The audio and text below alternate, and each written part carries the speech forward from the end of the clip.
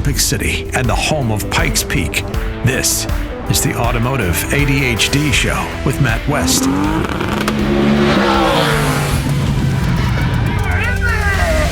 And here we are, rocking it on the Automotive ADHD Show, your only car show right here in Colorado Springs on the radio. Matt West here, hanging out with you, talking cars on the weekend. Exciting show for you today, I should say. We have a hill climb recap. I was at the Pikes Peak Hill Climb all last week. I was at the Pikes Peak Hill Climb Fan Fest, and then I attended on race day as well. And I've got a lot to tell you about with the hill climb. So we're going to do that. We're going to recap some of that. Later in the show, you're also going to hear from Obi-Wan Kenobi about what it's like to start a business as an entrepreneur, an automotive tuning business, that is, in 2024. It's harder than ever, so he's going to talk about that. Wesley Kagan also joins the show to do an in-depth essay on industrial design. It sounds really exciting, doesn't it? I can tell. You know it's exciting, so we're going to get into all of that on this edition of the show. It's been a crazy week. It has been a really packed week. I've barely had any time to catch up after the hill climb week, and that's what I've been calling it, a hill climb week. When you are just out and about, you're in wherever you are listening to this. You probably know the Pikes Peak Hill Climb for just the race that happens, on the hill climb day. But for us here, it's an entire week. It's all of practice. It's Fan Fest. It's race day itself. And then after race day, I was full speed ahead right back to work. So I really haven't even caught up on rest still. But that being said, I'm here to talk about cars. But also, you had last week, at least the benefit to you is you've had more automotive ADHD than anyone actually asked for or really wants. But you got it, and if you miss any part of it, if you miss anything on this show, you can catch up with it on the podcast. Now, I also want to thank everyone, before we get into things, I want to thank everyone who attended the Pikes Peak Hill Climb Fan Fest, who unfortunately had to see my face in person at the booth. I scared away a few people at the very least. So if I didn't scare you away, I do want to thank you for stopping by the booth. But I also want to give a special thank you to Pamela, who stopped by the booth while I was setting up, and she listens to the show here on the radio in Colorado. She listens regularly on 100.7 The Word every weekend. And Pamela, I just want to give you a huge thank you, and it was wonderful meeting you in person. And thank you so much for being such a dedicated listener and for supporting the show. You really made my day. So thank you again, Pamela. It was great meeting you. Now, we'll talk a little bit more about the hill climb going into the next segment, and I do want to get back into some regular news, some regular topics, get back to the regular mediocrity on this show, talking about cars here on the radio. And this is a really big deal. This is something that transpired while I was up at the hill climb. I didn't have a chance to talk about it. There is a major ransomware attack that happened, and it has, for all intents and purposes, shut down car dealerships all across the nation. 15,000 car dealerships are struggling right now with this. And, I want you to think back to the last time you bought a new car, or if you've ever bought a new car or any car at a dealership in the past 10 years. And you know that, it's not so much a pen and paper affair anymore. It's all computerized. I started working at a car dealership when I was in college. I was the worst car salesman in the universe. I think I sold like 5 cars in like a couple months. It was pretty bad. But even then, it was computerized. And so, this is well past the era of pen and paper work at car dealerships. You have all of your forms, all the legalese, all of the documents that need to happen with an online system. And that online system doesn't just handle sales documents. No, it doesn't do that. It helps. It's called CDK Global. That is the software provider. It's called CDK Global. And they do a tremendous amount of back end. Pretty much every car dealership in the United States runs on this CDK Global system. And it doesn't just handle sales, like I was saying. This handles scheduling of employees. It handles the service department. It handles parts. It handles everything. Literally, inventory, keeping track of cars. Everything they do is essentially handled through CDK. And CDK has succumbed to a couple of ransomware attacks. Now, ransomware, if you're unfamiliar, it's where hackers hack into your system and they hold things up and they basically lock your system down in such a way that you can't access it, you can't use it or anything, and then demand you pay them. They hold your system hostage.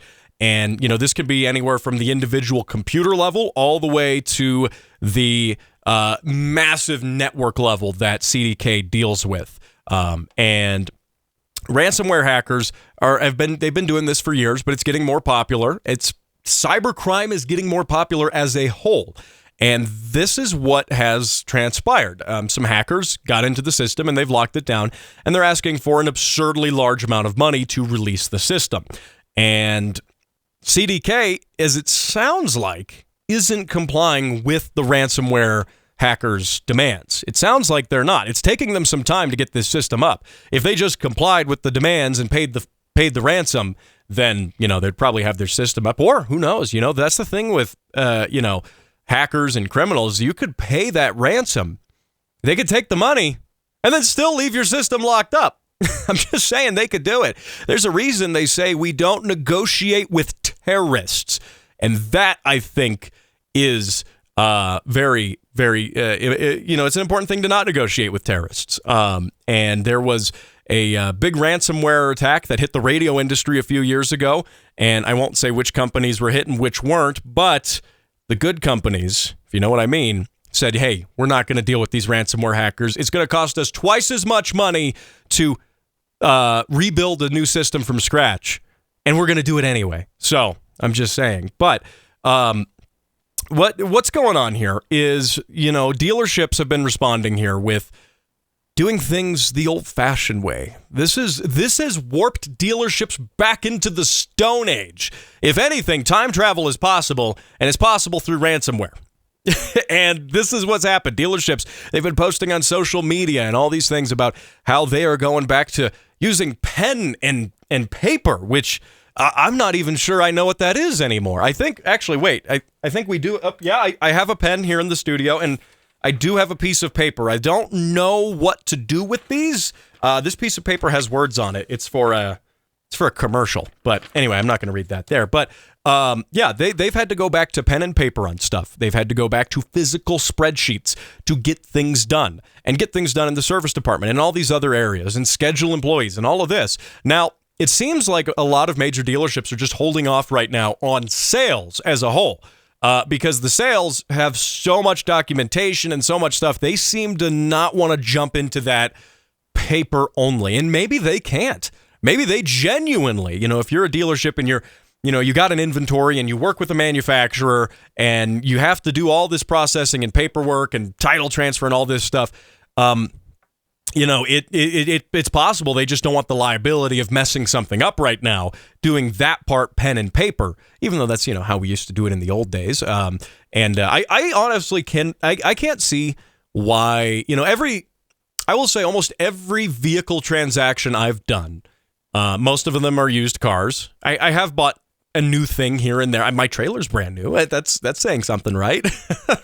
But, with that, all the cars I've bought have always had like a bill of sale sketched out on a napkin or the back of a receipt. And I honestly, setting that bar at that level, I see no reason why the dealership can't just pull a napkin out of the break room and just pen out a bill of sale and do that. Title? Who needs the title? Go get the title yourself. Go to the DMV. But no, in all seriousness, this is a big deal. It's really affecting the automotive industry on the sales side of things. And buying a new car is hard enough as is. You got to deal with the dealerships. You got to deal with salesmen, all of this stuff. You got to deal with an espresso machine in the lobby that doesn't work when you're trying to buy your car, all of this stuff.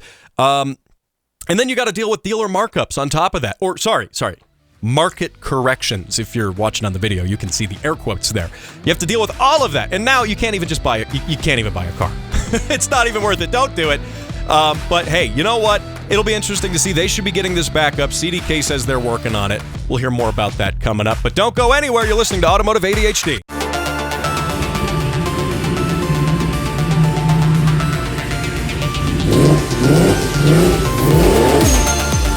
All right, you are listening to the Automotive ADHD show.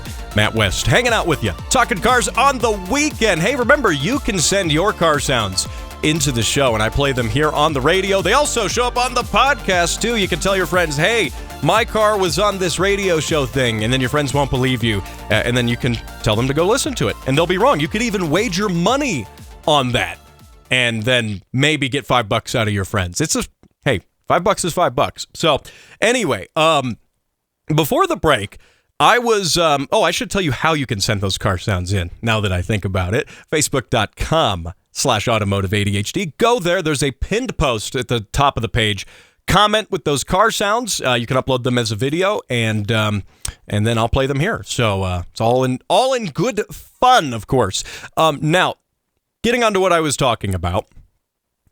I was thinking about, during the break, I was pretty much done with that story I was telling you about with the ransomware and the dealerships dealing with all of that. But I was sitting here during the break, and I was thinking to myself, the problem with all of this, we live in 2024. It's a connected world, everything is connected. Your refrigerator has a computer in it and Wi-Fi. I just bought an air conditioner for my house, like a window unit air conditioner. And I bought one of the nicer ones. It's the one where the compressor side sits on the outside of the window and it has a divider between it, so it's not as noisy. It's one of the fancier ones. It's got Wi-Fi. Why does my air conditioner need Wi-Fi? But it does. It has Wi-Fi. And so this is how things are. The world is connected. This dealership network that was ransomware hacked, again, affecting 15,000 car dealerships. I don't know how many car dealerships are in the United States, but 15,000 is probably all of the big ones for sure. It's maybe not Joe Schmo's used car lot, but it's definitely all the big ones. It's all the name brand ones. That's probably for certain, okay? And, the challenge is, okay, we have benefits from this connected world. We have systems that talk to each other, and it makes certain tasks easier to do. But this is a great example of that backfiring, because it's like a stack of Jenga blocks. You played the game Jenga with the little wooden blocks, right? It's like that. You put your whole operation on this. You have the tower balancing, okay? You've got like one block at the at the base. There's one block in the middle, and the whole thing is on top of that one block.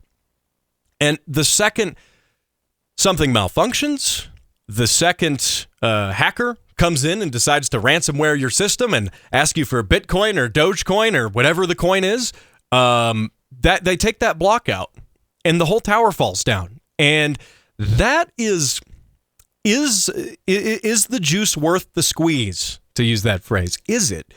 One would probably say yes. A company who's in the business of making money would probably say we want the fastest and most expeditious way to do this, and these online connected services are necessary for that. But were they really necessary? I mean, look at car sales. We sold probably just as many cars, I don't have the numbers in front of me, 40 years ago, and they weren't using computers for that. Now, it is a first world problem. Oh, we can't go buy new cars at these specific dealerships right now, or they won't sell them to us, or we might have to wait on it. That's a tremendous first world problem.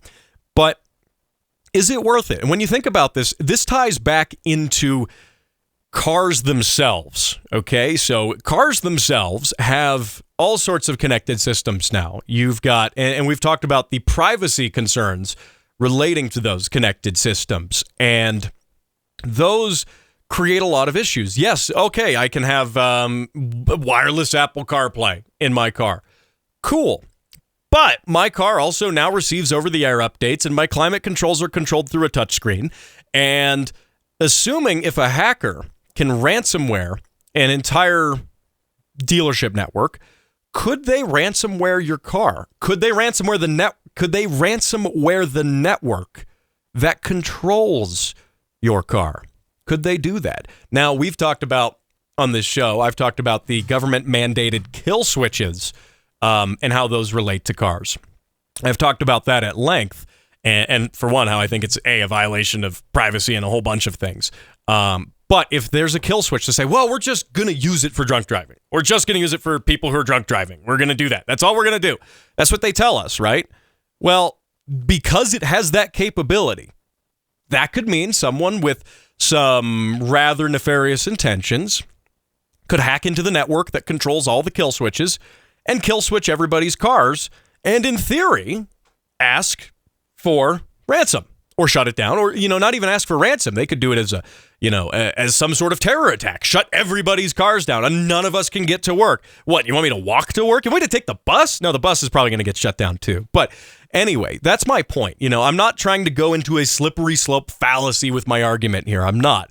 But I am saying that having that ability, having that interconnectedness with digital systems and stuff, that causes there to be that possibility.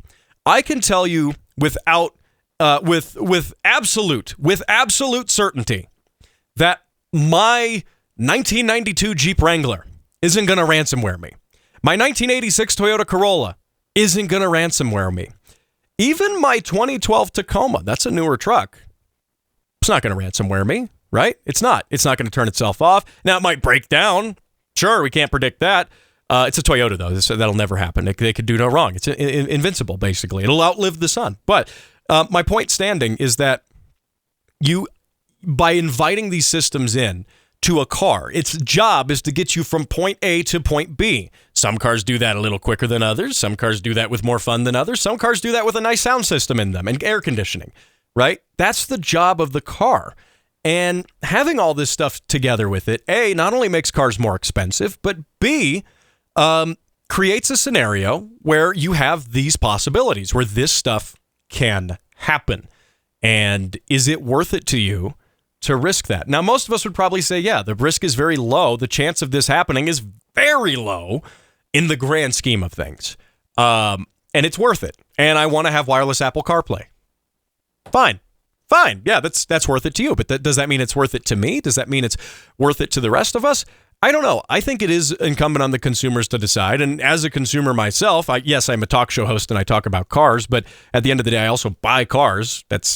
What kind of car show host would I be if I didn't have a car? I've decided that, hey, these older cars are still fine for me. And even a car that's 5-10 years old, still fine for me. We'll have yet to see when the government mandated kill switches go into effect, which, by the way, the bill passed. I've talked about that before. They're going to go into effect unless we all get out there and vote and vote against things like that and vote in people who are also against things like that. Not to get political here. There was a big debate I heard earlier, by the way. But that debate was between Brian and I on when I'm going to get his car out of his garage. Had nothing to do with presidential office. But anyway, so we have to look at this and say, all right, if that's going to happen, are you going to stop buying cars once they put the kill switch in? I think, for a while we could get on, you and me could get on a high horse and say, yeah, I'm not going to buy anything after 2026, anything with the kill switch in it. No can do. Well, fast forward 10, 15 years and you need something reliable for the family. The family's getting bigger, whatever. And you need something that's just going to work and it's going to be nice. Going to have to buy a new car at some point. So I do think, in a long roundabout way, we got to put our foot down a little bit with this and see and, tell the manufacturers if this is something you disagree with. Maybe you don't even care and you're like, dude, shut up. Why? I don't care. I have wireless Apple CarPlay. That's all I want. I care about nothing else. Fine. But the rest of us who do, maybe we should make our voices heard about that a little bit. So anyway, I was going to talk about the hill climb. This was a whole segment that's not even in my list of things to talk about. That's what you get. I'm a very prepared host here. You set me off and I can start talking for an hour on nothing, essentially. But speaking of that, Wesley Kagan will join me here in the next segment to talk about industrial design, which is basically the same thing. So now the hill climb, I'm going to recap this fairly quick. So we had you last joined me at the Fan Fest, and we had a lot of fun there. And then after the Fan Fest, everyone went home. Everyone was really tired. And then Wesley Kagan and I decided to go up the mountain on Saturday afternoon. Now, one thing I've done as media, credentialed media at the Pikes Peak Hill Climb in the past, normally you get in at like 1 a.m. and you got to go find a spot and go camp out there for like 3 hours and try to get a little bit of shut-eye before the sun rises and the race cars start running. And I've done that a couple years in a row, and I really didn't want to do that. I wanted to be a little more well-rested. Have like 4 hours of sleep instead of 30 minutes, right? That's my level of well-rested right there. And so what we did is we got a camping pass. And by the way, you have to get these, if you're ever involved with the hill climb or just want to spectate it as a spectator, get the camping pass. It is totally worth it. You got to go get it in like December when they start selling them. But if you get a camping pass, you can show up at 4 o'clock in the afternoon on Saturday and set up your tent, find your spot, obviously in the designated camping areas, but you can do that and then go up there and have a nice evening, camp, hang out with some of the fellow race fans. I met some awesome people up by our campsite. It was really fun, and I would recommend that wholeheartedly. And then you can go to sleep, just get up in the morning and be somewhat well-rested, as well-rested as you can be at a hill climb, and then enjoy the race and be woken up to the sounds of race cars as they start running after sunrise. So that I would recommend, even if you attend as media in one way or another, if you're with an organization or whatever. Very few media people. In fact, I think Wesley and I were the only media people who said, we're going to go ahead and get a media or a camping pass on top of all of this. And it was 100% worth it. And now that being said, it's Pikes Peak, so the weather changes like that. That's how fast the weather changes up there. And we got caught in a massive rainstorm right as we pulled into our campsite. I got set up with my truck fairly quickly. I was camping in the back of my pickup truck. I put the camper shell on the back of it, slept in the bed. I was nice, warm, and dry. And Wesley Kagan, meanwhile, he brought a tent, and he didn't bring a rain jacket. So while we were setting other things up, he had to decide, do I want the rain fly on the tent, or do I want to wear the rain fly as a jacket? And he opted for the latter.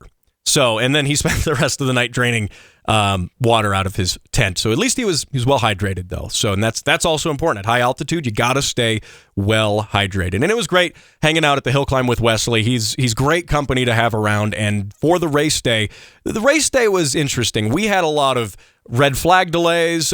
People were driving hard. They were driving fast. There were mechanical issues, all of this. We had tons of red flag delays. And basically every time there's a red flag delay, it's like 45 minutes. So we ended up getting out a couple hours later than I feel is usual for race day. But that being said, it is such a fun time up there on the mountain. The race cars flying by, the race fans cheering, and of course, Jimmy Ford, who you've heard on this show. You can listen to the full interview with him. Spoilers. We're going to have him on next week on the show again to talk about his experience as a driver this year. He got 6th overall. Woo! That is cooking. So, hey, anyway, we'll talk more about that. We'll talk more hill climb action in a bit, but I have a really special segment coming up here in the third and fourth halves of the show. You got to stick around for this. Maybe Wesley Kagan in it. Maybe Obi-Wan Kenobi. I'll tell you, it's fun, though. Hang tight after the break. Every day, thousands go without the ability to buy necessary and life-saving parts. Parts like turbos, coilovers, and wheels. I'm Steve, turbocharged BRZ. It doesn't run because I can play with my connecting rod through the hole in my block. Project cars sit unfinished, waiting for parts, collecting dust. My name is Todd, and I bought a rotary. It's okay, bro. We'll swap it. But no more. You, yes you, can make a difference. More information is available on the Automotive ADHD Facebook page, facebook.com/automotiveadhd. Colorado Springs' #1 car show by default. This is Automotive ADHD. So last week, I was at the Pikes Peak Hill Climb Fan Fest, and it was a ton of fun, and we did the radio show from there. You might have heard it on the air, you might have caught up with it on the podcast, but at the end of the show didn't really stop there, because we continued to live stream the show for almost another hour after the end of the radio show. And what I want to do here in the second and third halves of the show is play some of the highlights from the live stream while I was live on the streets of the Pikes Peak Hill Climb Fan Fest. We're going to catch up with Jim Miller again. He's going to make another appearance. Obi-Wan Kenobi, friend of the show, Brian. He's starting a new business. We're going to touch base with him. And then we're going to hear right now from Wesley Kagan again about industrial design this time. He's got a long and thoughtful discussion about industrial design give this a listen. But see, this is the I would come on this podcast every single week if I could just riff about stuff that nobody wants to listen to. You could talk for 20 minutes about some sort of industrial design, or I absolutely could. Something like that. I learned how. No, I was literally just about to do that. So yeah, maybe not. So industrial design. Okay, so I learned Sorry, cut off. That's it. Go home. We tried. Yep, we tried.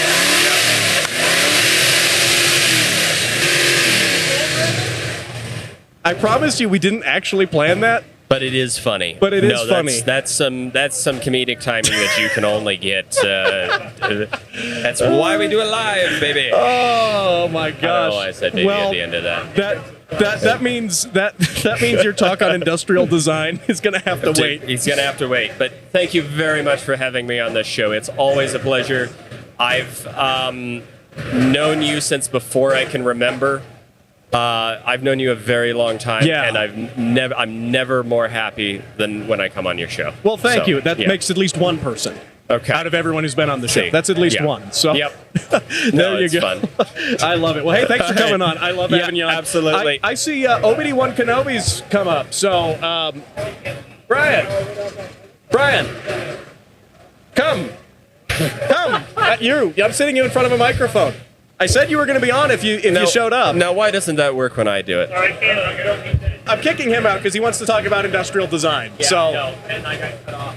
This is action you don't get on the regular show. I'm telling you that much. This is a lot of fun. Of course, sitting now across from the table from me, we are broadcasting live from the Hemmings.com footprint at the Pikes Peak International Hill Climb, brought to you by Gran Turismo. So I told you to come down. Of course, you have been very busy. You're a new father who's named his kid after a car without telling the missus. She found out later. I don't remember how it went. And can I say your kid's name again on the air here? Yeah, Holden. Yeah. Holden. So any of our friends in the land down under. I really wish I could have brought him today. It would have been great. We could put him right here. I think you need a shirt for Holden that says like Commodore on it, because the Holden Commodore is like famous. No one's gonna get the joke. But how have things been going? You've been busy. You've been a dad. But how are things going in the car world and the tuning world for you right now? It is busy. I'm just trying to make traction. Just trying to get things done, like making it legitimate.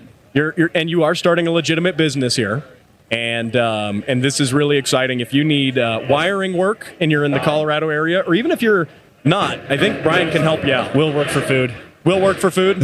We'll work for food. You heard it here first. So with the tuning space, what is it like right now getting into the industry? Obviously, you have some worries about, how the EPA is reacting around tuning. I've got a lot of worries. What are you noticing getting into this as a full-time business now? I think that cars just aren't looked at the same way they were like 20 years ago by Big Brother, by local government. Everyone trying to come down EPA, all that about emissions, things that bypass emissions. Vehicles that should be off-road use only, getting mods, and obviously the racing scene doesn't help that. Right, and that's why events like this are good, because this reminds folks that cars can be family friendly. Yeah, this reminds folks cars can be family friendly. You can have a good time. It can be done safely, and it can be done without a street takeover. Most importantly, I've said this on the show before. I hate the street takeovers. They got to stop. This is where car stuff kind of was born too. It's hard. It's a fine line. Yeah. Now, let's talk a little bit about ECUs and things. I know that's definitely something you find very interesting. We're going to be here all day. What is it here? Oh, yeah, you're here all day. Sorry. Yeah, no, we've been here all day. 8:27 here, if you're joining us on the live stream. 8:27, downtown Colorado Springs. Pikes Peak Hill Climb Fan Fest, brought to you by Gran Turismo at the Hemmings.com footprint. So Brian, with ECUs, we were talking a little bit. I've got my Honda down at your shop, not getting worked on whatsoever because I'm not coming down there. He's mad because there's this S2000 taking up space. There's just this lift just not getting used. I'm going to have to park it out front. Oh, yeah, but you're not going to be able to get it back over the hump in your garage, the concrete. We'll figure it out. It just gets stuck on there. I'll just eat it. That's my fault for bringing you my car and getting some rack time from you. right before Hill Climb Week. Yep. Again, I've been stressing this on the air here. Hill Climb Week. The Hill Climb is a single day of a race. It is Hill Climb Week, though, when you're doing all of this. It is busy. The drivers are busy. Oh, yeah. Not the drivers sleeping. are doing all day. Yeah. And, I mean, like, even me just being up on the mountain as media, I was getting, let's see, I think in 48 hours I got less than 8 hours of sleep. So, but that being said, all of that is excuses. The shame is that my car can't even get on the lift right now because it's so low. Yeah. And we don't have a jack that fits under it. And even with 2 2x4s stacked around each of the wheels, it still doesn't fit on the lift. I tried. Yeah. It's I'm just gonna have to bring my nice jack, and that's the only one that fits that car. But ECUs here, because we're going into a tangent here on the show. We're not on the radio anymore, so I've got more room to talk. But we're experimenting with doing UAEFI on the car, because if you're just tuning in from home, what I'm doing is I'm putting a K24 in my S2000. I'm getting rid of the perfectly good and functional F20, the original engine that was in it. Works fine. That's why I'm getting rid of it, because if it ain't broke, break it, or if it ain't broke, fix it anyway. And we're doing UAEFI. So tell me a little bit about how ECU tuning, or ECU standalones in general. Tell me about the UAEFI. I think right now we're in a great sweet spot in the world where technological advances and the internet and social media has brought together the ability for people to build all sorts of complex projects that before would only be able to be done by manufacturers, people with lots of money. People now can get, hardware on that kind of level built on the cheap. Mm-hmm. And the great thing about it is it's opening a market. It's bringing down prices and allowing people to access technology that used to be impossible to get unless you were, competitive with lots of money. That doesn't have EFI on it, if I'm not mistaken. Nope. That's why we're struggling to breathe. Let's go! Oh, they're both going now. But that car, all original, could use it to run as good as a modern car. I get that guys who buy classic cars, I get that they, want that classic feel. They want the vibe of a carburetor. They go, no, this EFI is garbage. I don't know how to tune it. That's not the case anymore. Well, it's just from their generation. The carburetors made sense back then. A couple screws, modify your accelerator pump, whatever. Float bowls, whatever it is, carburetors, there it is. Yeah. You bolt it on, you hook a hose to it in your throttle, and you got yourself a car that runs. Yeah. For us, we're in a whole different world now where, we can tweak way more and more out of engines than before. We can make them run in different environments all the time perfectly. Back in just a minute, talking about carburetors, ECUs, and more here on the Automotive ADHD Show. Ladies and gentlemen, the Speed Council proudly presents Automotive ADHD, now on video. For better or for worse, subscribe to Automotive ADHD, now playing on YouTube and Rumble. He's the nut behind the wheel and behind the mic. This is Automotive ADHD with Matt West. And we are back here on the Automotive ADHD Show. Before the break, we were checking in with Brian from the Pikes Peak Hill Climb Fan Fest. Now, last week I did the radio show live from Fan Fest, but we continued the show afterwards for a whole nother hour as a live stream on the internet.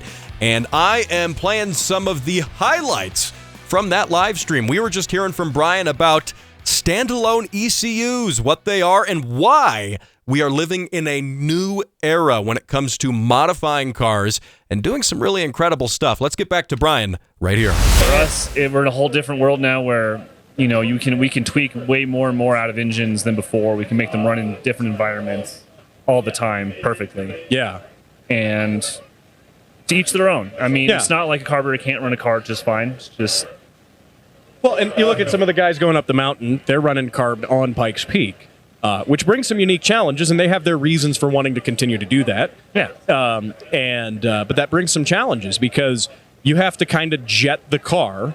A carburetor, you set it for the kind of the altitude you're at. There's no dynamic compensation for... and those people want to work with what's familiar with them, Yeah. Sometimes trying to jump that gap doesn't gain them enough to be worth it. Either that or the car that the place the car has to race for the other 364 days of the year versus Pikes Peak it's required for the class, for example. Yeah, You know, exactly. so there's reasons they do that still. But you have to. I was talking to Jimmy, and he was saying, well, we kind of jet the car for around the middle of the mountain. Yeah, you've mentioned that. Yeah, which is interesting to me because you have to set your carburetor for basically one altitude, but you have 14,000 feet of elevation there, Oh, yeah. right? So pick an altitude. What do you set it at? You set it, what a lot of the guys are doing, you set it for the middle of the mountain. That way, at the bottom or the top, you're neither too rich nor too lean, and right in the middle where you're really putting down some fast times, it's running right. You know, and the idea is to not blow it up. Now, with EFI, that's different. That's totally different. You can tune that. It can adjust dynamically on the fly. It can do all sorts of cool stuff. It's another one. That is another one. But going back to the UEFI, Hey, there we go. there we go. The nice thing is that, like I was saying, it's I bringing. can hear again. It is very clear right now. What? Let's not jinx it. Anyway, UAEFI. It's not Haltech. It's not AEM. What is it? It's open source, collectively done work by a group of people, and they release their idea. They release blueprints. They release their firmware, and then other people that have an interest, a passion, they go and build stuff, and it's built in the sense that people just want it to do what it needs to do. It doesn't need to be expensive. It doesn't need a call center behind it. It doesn't need to be expensive, and you get what you need. And I mean, obviously, there's no tech support for this kind of stuff exactly, but Right. if you know what you want, you figure it out, you learn, and you end up with a product that's similar, if not the same, as all these other manufacturers are producing, without being stuck to a brand name, Right. proprietary. Right. And it's really cool to see what it can do now. I mean, they basically can do just whatever anything else can do. And every time I mention it to someone, they're like, what are you talking about? That sounds sketchy. They don't want to do it. Yeah. And every time I put them on one, they're like, this runs amazing. Well, yeah, and And only costs this much. it runs practically as good as anything. And it's like 10 times cheaper than a Haltech. Why did I? Right. Yeah, exactly. So I think that's great. And UAEFI, Ultra Affordable EFI. Literally the name. Yeah, if you type in UEFI, you'll get some computer stuff. And Google might even try to correct you. If you type in UAEFI and you look it up, you'll probably get a bunch of computer stuff, which is UEFI. Yeah. Totally unrelated terminology there.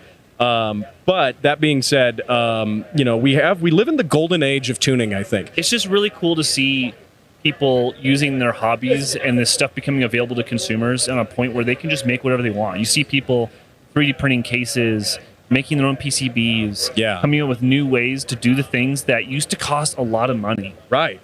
Absolutely. And I think that, it's incredible what we're able to do with it. I think, what would be fun? And I'm just thinking of this out loud on the air here. What if we got a Pikes Peak car? You can tell I've had like 5 hours of sleep. Pikes Peak car running on UAEFI just to prove that, hey, this car could go up a mountain with like $120 ECU. Yeah.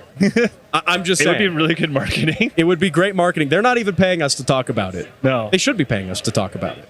You should be a rep for them. But no, really, Brian, you're doing some great stuff with tuning. I think grassroots tuning is really it. We're in a weird crux right now where simultaneously we have governments coming after car things, trying to regulate them harder. But And that's the other great thing is this stuff is being made from scratch at home. Like you can't regulate that Yeah. unless you want to treat it like drugs or something. It's going to be really difficult and to see what they're able to do. yeah, absolutely. So I think this is really cool, and what we're in a golden age of that. Yes, we have governments coming for all sorts of car things. I talk about that on the show a lot. I get political on this show so long as it involves cars. Otherwise, Because we're passionate about cars. We're passionate about cars. And if you're passionate about cars and you don't like what the government's doing in terms of, coming after certain realms of car stuff, things that are exciting, things that are great, I mean, you got to get out there and you got to vote. You got to vote Matt, 2028 president. Yep. Vote for me and vote for Jim Miller, too. He ran for mayor, by the way. Oh, He ran for mayor.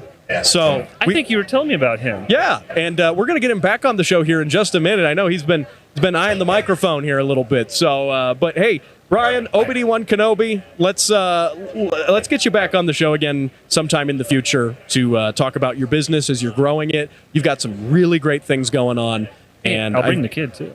Oh, yes, I think that's a great idea. really gotta get him on. Is he like doing wiring yet?